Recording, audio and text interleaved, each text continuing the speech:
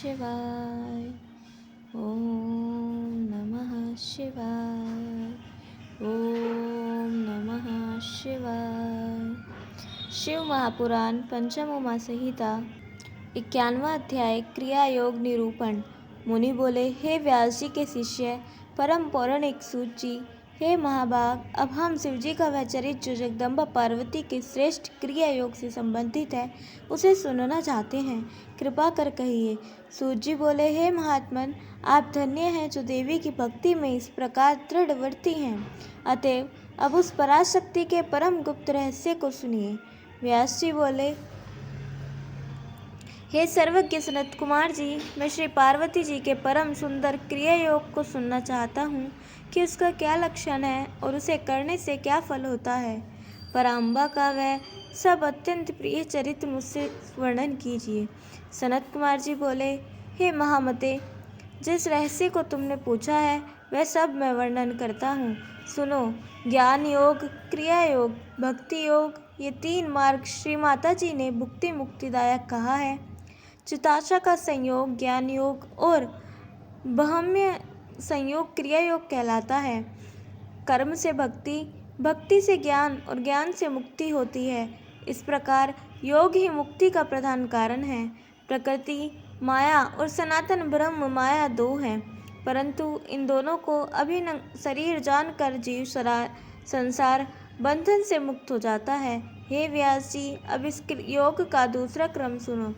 यदि कोई देवी के मंदिर को चाहे वह मिट्टी, काष्ठ या पाषाण का ही क्यों न हो बनवाता हो, तो वह प्रतिदिन महाफल को प्राप्त करता है। जैसे सब नदियों में गंगा जी सर्वश्रेष्ठ है, वैसे ही सब देवों में पराम्बा श्रेष्ठ कही गई हैं।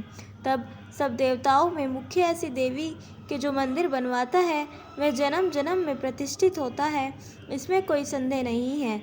और इस प्रकार देवी के नवरात्र व्रत के प्रभाव को तो पंचानन तथा स्वामी कार्तिकेय और कोई देवता भी वर्णन करने में समर्थ नहीं है।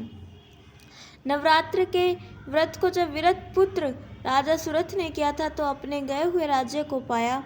ध्रुव संधि के पुत्र राजा सुदर्शन ने भी अपना हारा हुआ राज्य पाया।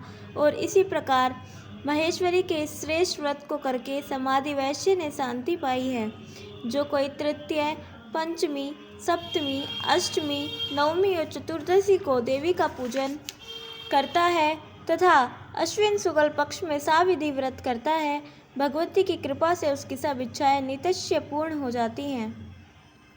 यदि कोई कार्तिक, अगन, पौष और वैशाख के कृष्ण पक्ष की तृतीय को व्रत कर लोहित और करवीर आदि से पुष्पों में धूप और सुगंधियों से मंगला देवी की पूजा करता है तो उसे सारे मंगलों की प्राप्ति होती है। मुक्ति के इच्छुक ऐसे अवश्य करें। यह संहिता सर्वथा ही महापुण्यदायिनी और विशेषकर शिव भक्ति को बढ़ाने वाला तथा भुक्ति मुक्ति प्रदायक है। जो इस संहिता को लिखकर अपने घर में रखता और साविधि पूजन करता है उसके सभी मनोरथ पूर्ण होते हैं। उसे भूत, प्रेत, पिशाच और दुष्टों का कोई भय नहीं होता और निसंदेह उसके पुत्र पौत्र सहित संपत्ति की वृद्धि होती है। इति श्री पंडित रामलग्न पांडे द्वारा श्री शिव महापुराण के पंचम उमा संहिता का संक्षिप्त भाषानुवाद संपूर्ण। शुभमस्तु। बोलिए उमापति महादेव की जय। श्री शिव महापुराण षष्ठ कैलाश संहिता पहला अध्याय। श्री व्यास जी से शौनकादि ऋषियों की वार्ता। ऋषियों ने कहा, अब तक हम लोगों ने नाना आख्यानों से युक्त उमा संहिता श्रवण की, अब आप हमें शिव तत्व को बढ़ाने वाली कैलाश संहिता सुनाइए। व्यास जी बोले, हे पुत्र, अब तुम प्रेम सहित उस कैलाश संहिता को सुनो जो कि परम दिव्य शिव तत्व को बढ़ाने वाली है। एक समय की बात है, हिमालय पर्वत पर स्थित तपस्वी मुनियों ने काशीपुरी चलने की इच्छा की। तब काशी में पहुंचकर उन लोगों ने मणिकर्णिका में जाकर गंगा जी में स्नान किया और विश्वेश्वर का दर्शन करने गए। वहां पहुंचकर उन मुनियों ने शिवजी को नमस्कार किया और सतरुद्रीय मंत्रों से शिवजी की स्तुति की। फिर पंचक्रोशी देखने गए। सब ऋषियों ने उनका यथोचित अभिवादन किया और सूत जी ने उनका कुशल पूछा। मुनियों ने अपना कुशल समाचार कहा।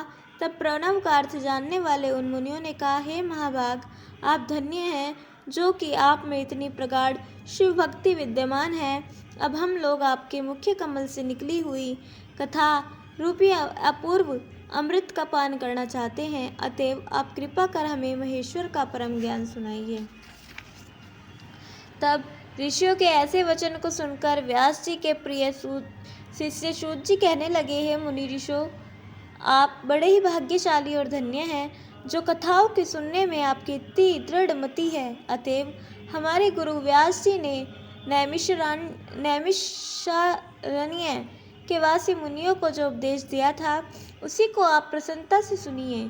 जब स्वरोचिष मनु थे तब उनके अंत में दृढ़वर्ती तपस्वी ऋषियों में नैमिषारण्य में सब सिद्धियों को देने वाली यज्ञपति का सहस्त्र वार्षिक एक ऐसा यज्ञ किया जिससे कि समस्त ऐश्वर्यों की जानकारी हो जाए।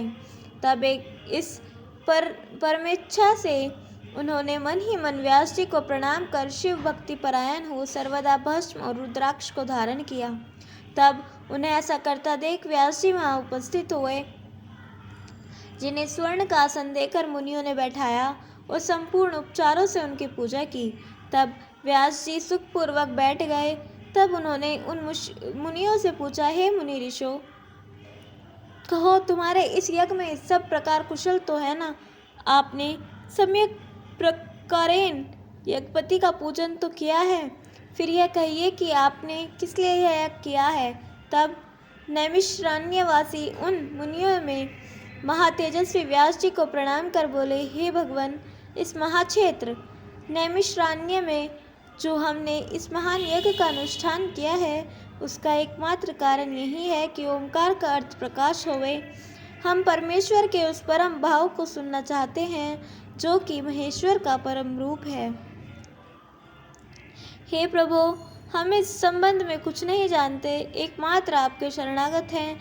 तब महामुनि व्यास जी ने शिव जी का पार्वती सहित मन में ध्यान करते हुए प्रसन्न हो उन मुनियों से इस प्रकार कहा।